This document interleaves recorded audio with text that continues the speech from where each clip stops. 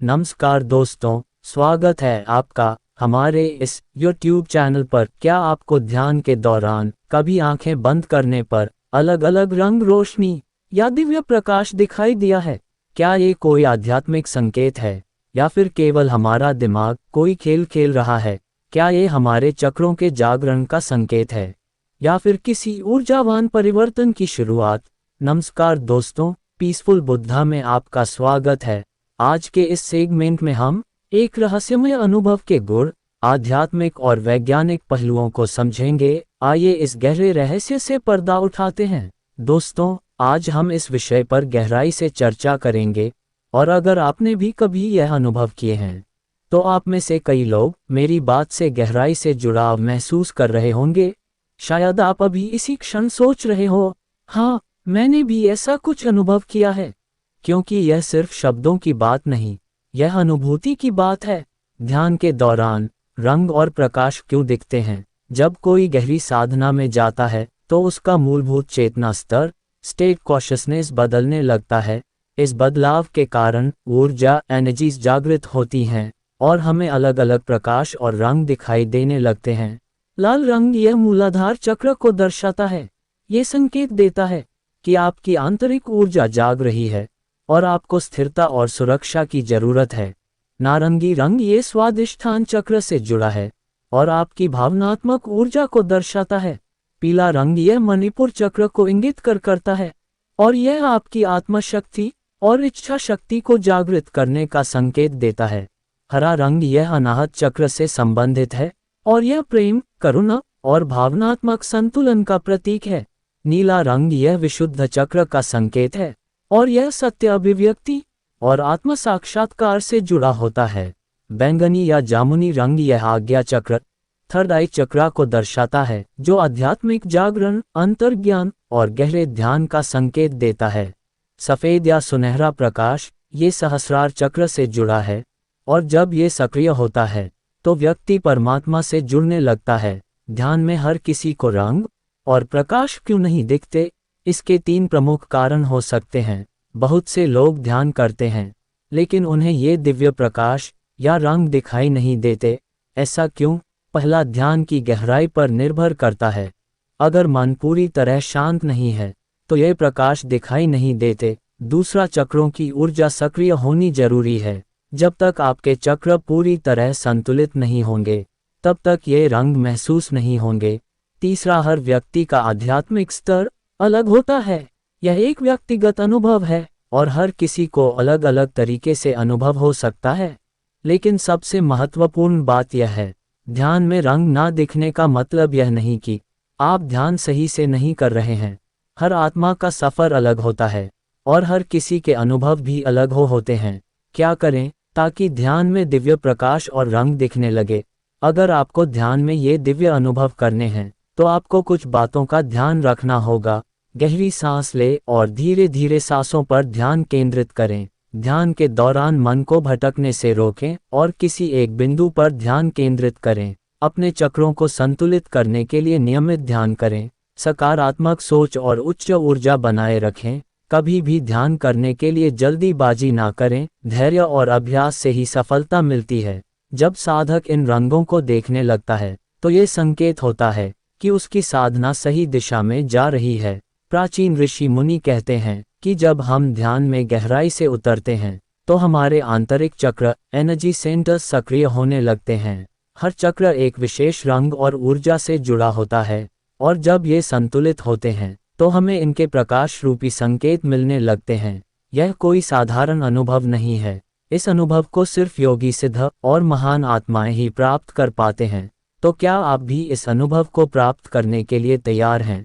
तो कमेंट्स में अपनी सहमति के साथ लिखें कि मैं सकारात्मक ऊर्जा के साथ हर चुनौती के लिए तैयार हूँ।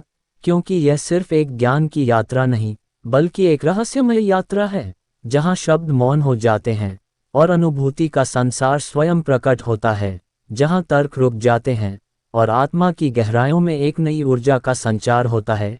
यह एक अनुभव है जिसे सिर्फ महसूस किया जा सकता है और यहाँ से वह यात्रा शुरू होती है जिसके बारे में बहुत कम लोग जानते हैं, या यूं कहे कि ना के बराबर लोग इसके रहस्य से परिचित हैं।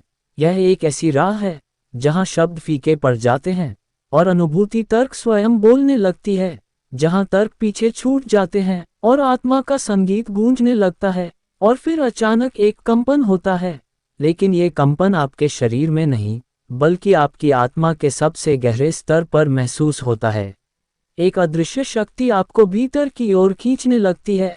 ऐसा लगता है जैसे चेतना किसी अनदेखी सुरंग में प्रवेश कर रही हो, एक ऐसी सुरंग जो ना पूरी तरह प्रकाश से भरी है और ना ही पूरी तरह अंधकार में डूबी हुई। यह अनुभूति इतनी गहरी है कि शब्द इसके आगे फीके पड़ जाते हैं। इसे सिर्फ महसूस किया जा सकता है। ये वही अवस्था है जहां साधारण व्यक्ति डर कर पीछे हट जाते हैं, क्योंकि यह अनुभव उनके लिए अनजाना होता है। लेकिन सच्चे साधक मन में अधिक विश्वास लिए निडर होकर आगे बढ़ते चले जाते हैं। यहीं से आपके भीतर एक रहस्यमय शक्ति जागने लगती है, एक ऐसी शक्ति जो केवल महसूस की जा सकती है, ना देख जा सकती है, ना समझाई जा सकती है। आपको अचानक महसूस होता है जैसे कोई अदृश्य द्वार धीरे धीरे खुल रहा हो, लेकिन ये कोई साधारण द्वार नहीं, यह एक दिव्य प्रवेश द्वार है जो इस भौतिक संसार से परे किसी और ही वास्तविकता की ओर ले जाता है। वह वास्तविकता जिसे अब तक केवल योगियों ने अनुभव किया है, जिसे शब्दों में बांध पाना लगभग असंभव है।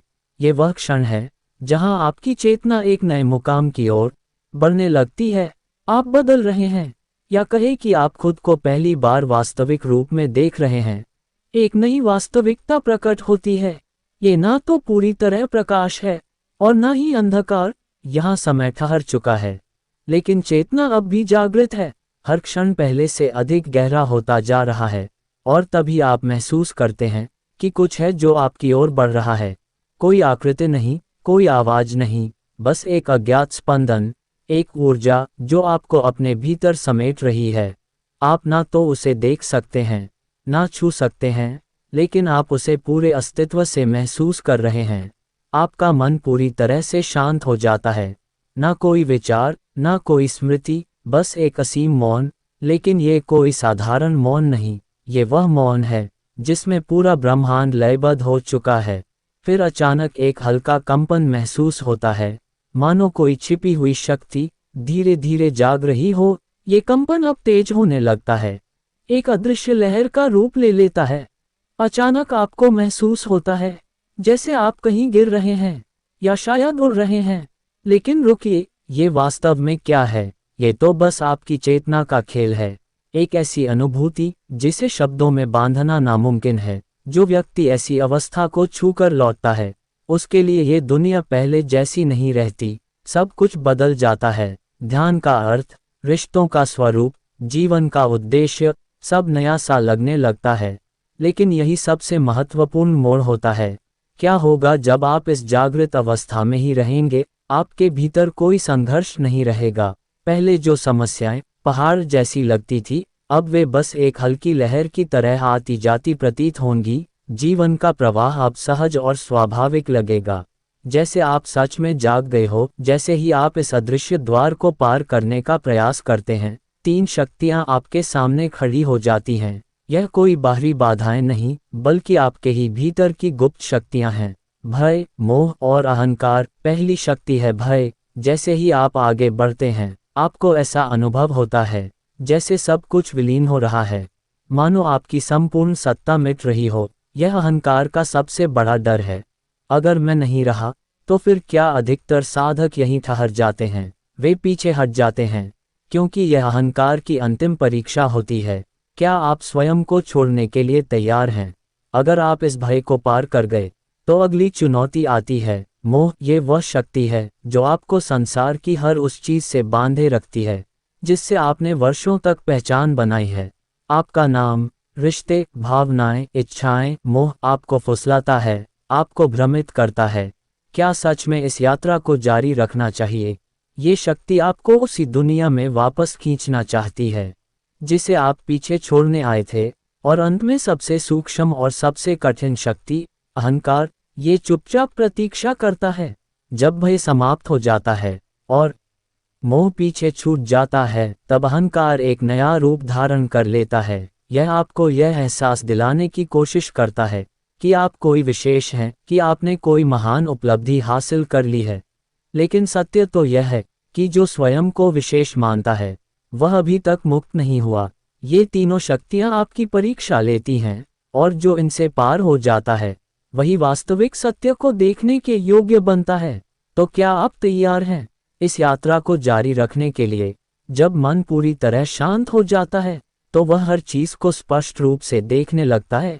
यह कोई साधारण अनुभव नहीं, बल्कि एक गहरी दृष्टि है, एक ऐसा बोध जो समय से परे होता है। कई योगियों ने गहन ध्यान और समाधि में उतरकर भविष्य की झलकियां देख ली थी। वे घटनाएं जो अभी घटी भी नहीं, उनकी चेतना उन्हें पहले ही अनुभव कर चुकी थी। जैसे कोई दर्पण जिसमें भूत, भविष्य और वर्तमान तीनों एक साथ प्रतिबिंबित होते हैं। आपकी इच्छाएं धीरे धीरे समाप्त होने लगती हैं। ये सबसे अनोखा परिवर्तन होता है, एक ऐसा बदलाव जो भीतर से आता है। जो चीजें पहले आपको आकर्षित करती थी अब वे महत्वहीन लगने लगती हैं। यह कोई संघर्ष नहीं, बल्कि एक स्वाभाविक प्रक्रिया है, जैसे कोई नदी जो अंततः सागर में विलीन हो जाती। अब आपका मन बस एक ही दिशा में खींचने लगता है, सत्य की ओर। लेकिन क्या यही मोक्ष है? क्या यही वह अंतिम बिंदु है जहां सब कुछ समाप्त हो जाता है, या फिर यहीं से असली यात्रा शुरू होती है? दोस्तों, मेरा हमेशा से एक ही उद्देश्य रहा है। अगर आप अपना कीमती समय पीसफुल बुद्धा पर दे रहे हैं तो मेरी पूरी कोशिश यही रहेगी कि यह समय व्यर्थ ना जाए। मैं चाहता हूं कि इस वीडियो से आपको कुछ ऐसा मिले जो आपके मन में सच में बदलाव लाए, कुछ ऐसा जो आपको सोचने पर मजबूर कर दे, कुछ ऐसा जो आपके भीतर गहराई से गूंजे। क्योंकि यह सिर्फ एक वीडियो नहीं है, यह एक अनुभव है, एक एहसास जिसे महसूस किया जाता है, सिर्फ सुना नहीं जाता। तो दोस्तों, ये सिर्फ एक शुरुआत है। अगर इस वीडियो ने आपके अंदर कोई हलचल पैदा की, कोई सवाल जगाया या कोई नई रोशनी दिखाई, तो यकीन मानिए आगे और भी गहरा सफर आपका इंतजार कर रहा है। पीसफुल बुद्धा पर हम इसी तरह की रहस्यमयी, आध्यात्मिक और गूढ़ बातों को सरल और प्रभावशाली तरीके से आप तक लाते हैं। तो अगर आप भी इस सफर का हिस्सा बनना चाहते हैं, अगर आप अपने भीतर की अनंत संभावनाओं को खोजने के लिए तैयार हैं, तो अभी पीसफुल बुद्धा को सब्सक्राइब करें और बेल आइकन दबाएं ताकि कोई भी नया ज्ञान आपसे छूट ना जाए। हम फिर मिलेंगे एक नई रहस्यमय यात्रा पर। तब तक के लिए अपने अंदर की रोशनी को महसूस करें। धन्यवाद।